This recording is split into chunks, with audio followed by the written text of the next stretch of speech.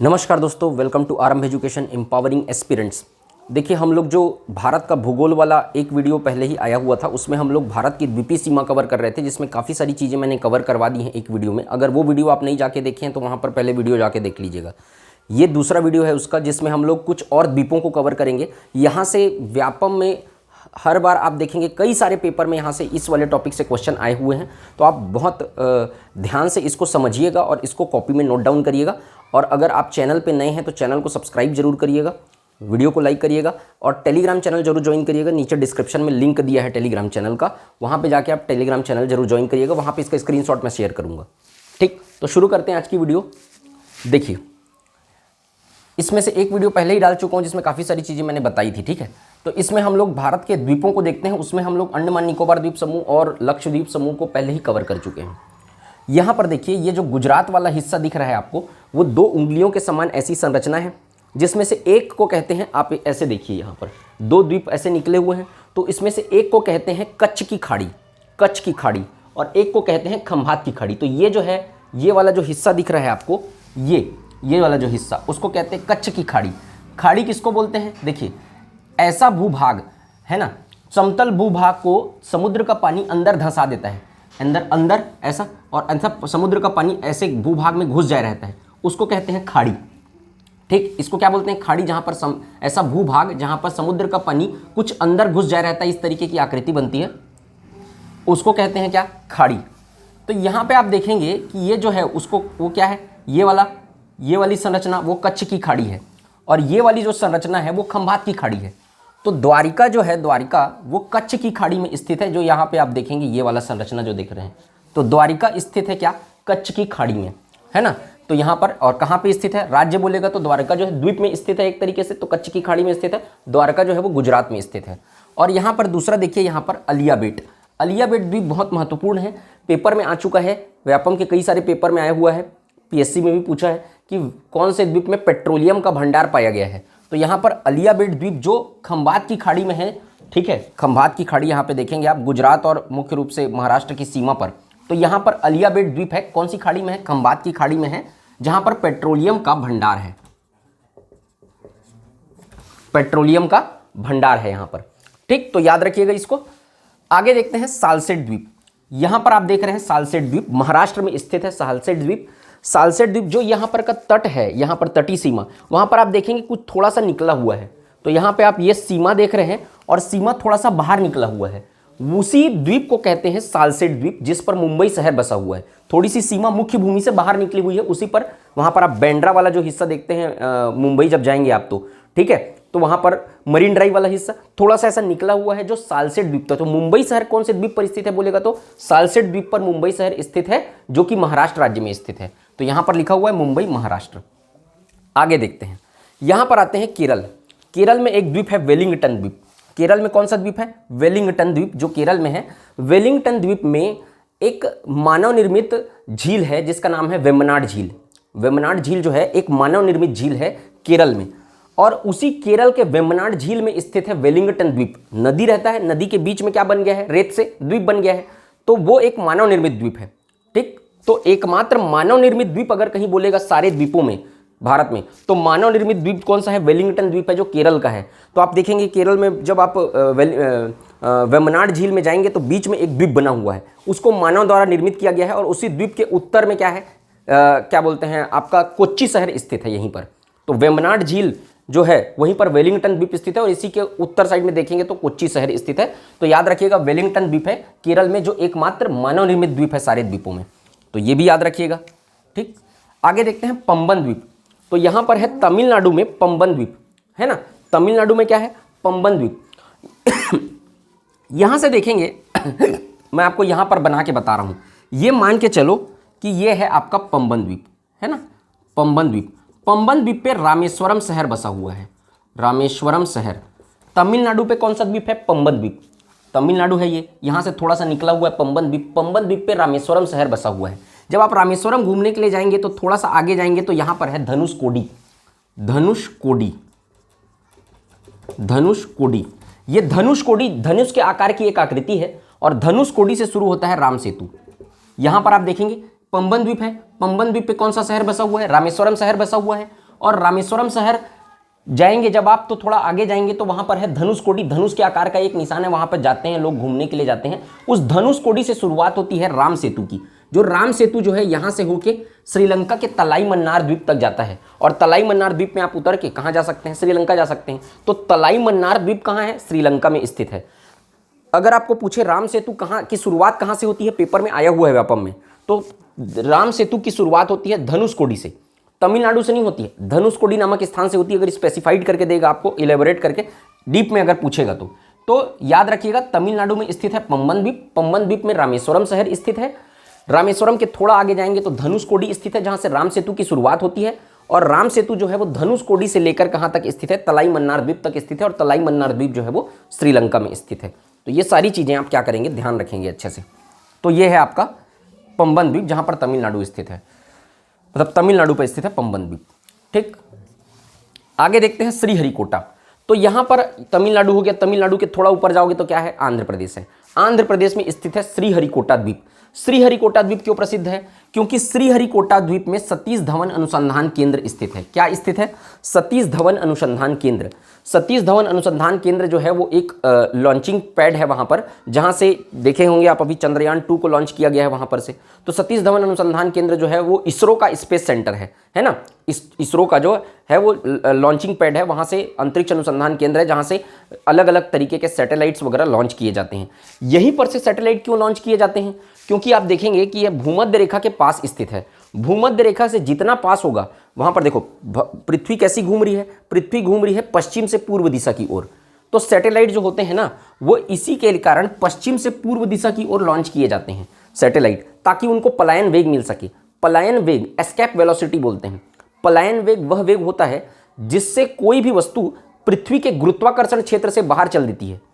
उस वेग से अगर उस वेलोसिटी 11.2 किलोमीटर पर सेकंड होता है, तो एक सेकंड में अगर 11.2 किलोमीटर पर सेकंड की स्पीड से उसको फेंक दिए अगर, तो पृथ्वी के ग्रेविटेशनल फोर्स से वो बाहर चली जाएगी।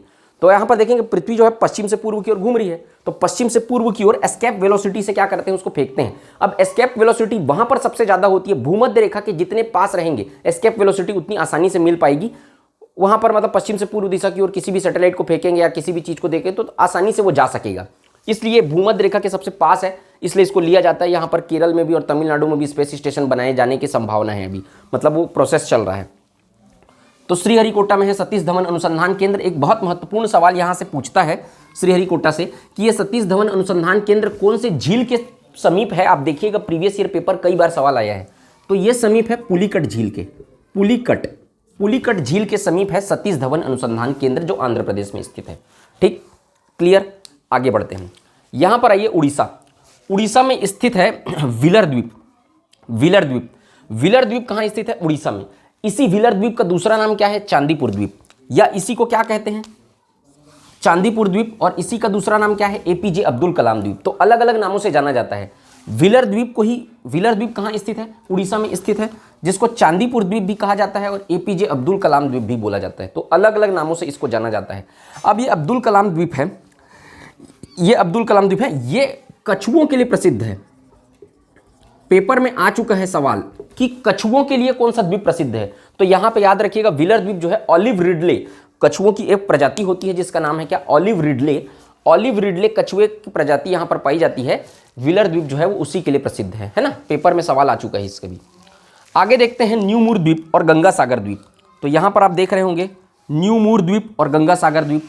तो ये दोनों द्वीप स्थित है पश्चिम बंगाल में। कहाँ स्थित है, पश्चिम बंगाल में। तो न्यूमूर द्वीप जो है और गंगा सागर द्वीप है, यहाँ पर गंगा नदी आप देखते हैं, तो गंगा नदी आती है उत्तराखंड से, इस तरीके से आती हुई कहाँ चली जाती है, झारखंड से होती हुई बंगाल की खाड़ी में अपना जल गिराती है। गंगा नदी जो है पश्चिम बंगाल में दो भी तरीकाओं में बढ़ जाती है, मतलब दो धाराओं में बढ़ जाती है। तो एक धारा गंगा नदी को मुख्य धारा, दूसरा धारा है हुगली नदी। हुगली नदी के किनारे ही क्या स्थित है, कलकत्ता शहर स्थित है। कलकत्ता हुगली नदी के किनारे स्थित है, पेपर में आया हुआ है।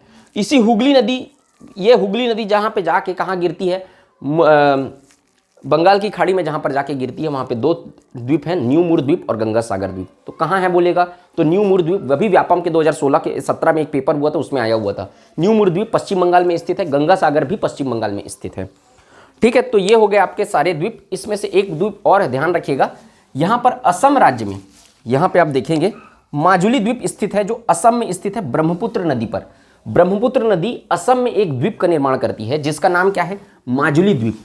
माजुली द्वीप जो है वो एकमात्र नदी द्वीप है, मतलब कि आप कह लीजिए कि सबसे बड़ा नदी द्वीप है। यहाँ पर भारत का सबसे बड़ा नदी के द्वारा बनाया गया द्वीप कौन सा है, माजुली द्वीप है। माजुली द्वीप पर धान की खेती की जाती है। मैं जो बोल रहा हूँ आप रिवाइंड करके उसको कॉपी में नोट डाउन करिएगा जो नोट्स बना रहे हैं।